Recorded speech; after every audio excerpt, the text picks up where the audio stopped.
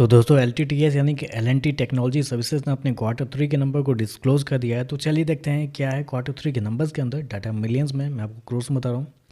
तो देखिए पिछले क्वार्टर में कंपनी 2,979 करोड़ का रिवेन्यू जनरेट की थी ऑपरेशन के थ्रू। पिछले साल 2,653 करोड़ के आसपास, जबकि अभी देखें तो बढ़ के 2,923 करोड़ आपको जाता हुआ देखने को मिला। तो साल दर साल जाते हैं तो साल दर साल कंपनी के रेवेन्यू के अंदर तेजी आपको देखने को मिल रही है।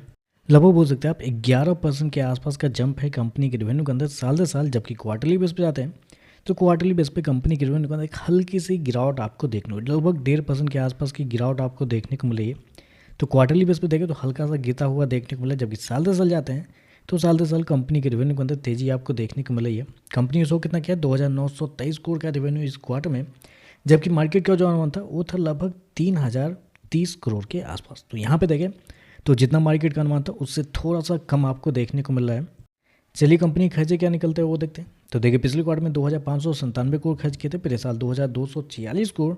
अभी देखें तो कंपनी खर्चे 2,511 करोड़ आपको जाता हुआ देखने को मिला। तो खर्चे भी देखें तो खर्चे भी कंपनी के ठीक है, नॉर्मली ही आपको देखने को मिल रहे हैं। चलिए कंपनी का प्रॉफिट क्या निकलता है वो देखते हैं।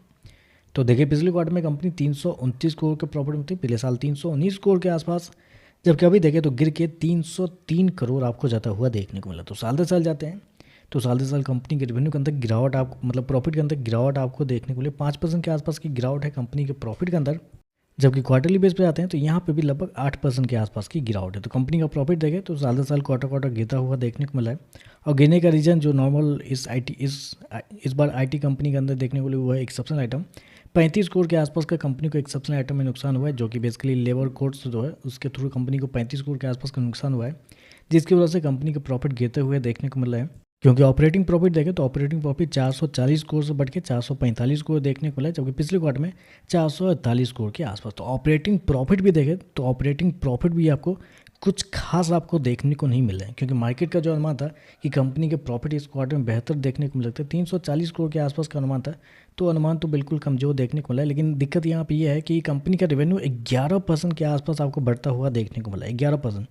और ऑपरेटिंग प्रॉफिट अगर आप देखने के लिए जाते हैं तो ऑपरेटिंग प्रॉफिट कंपनी का बढ़ा ही नहीं है, 1% के आसपास आपको बढ़ता हुआ देखने को मिला है। तो ये यहाँ पे नेगेटिव है, क्योंकि इससे कंपनी के मार्जिन के अंदर प्रेशर आपको देखने को मिल जाता है।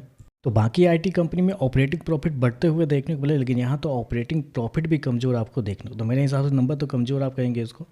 ईपीएस की बात करते हैं तो देखिए पिछले क्वार्टर में कंपनी का ईपीएस 31 रुपये, पिछले साल 30 रुपये 47 पैसे, अभी देखें तो 28.5 रुपये आपको जाता हुआ देखने को मिला। तो ओवरऑल देखा जाए तो नंबर थोड़े से कमज़ोर है। रेवेन्यू अच्छे हैं, कंपनी के रेवेन्यू आपको साल दर साल बढ़ रहे हैं। क्वार्टरली बेस पे देखें तो वो भी आपको गिरता हुआ देखने को मिला है।